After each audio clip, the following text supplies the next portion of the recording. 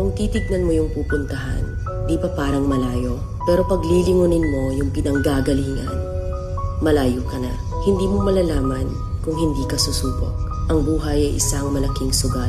Kung lagi kang takot sumugal sa isang bagay dahil takot kang mawalan, mauubos lang kung anong meron ka.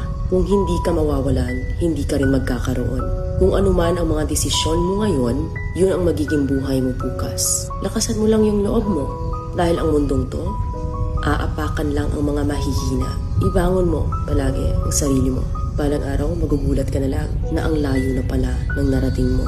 Kahit mabagal ang progress, basta may usad at kumikilos ka, okay na yan. Wala tayong magagawa. Ganyan talaga ang proseso ng buhay.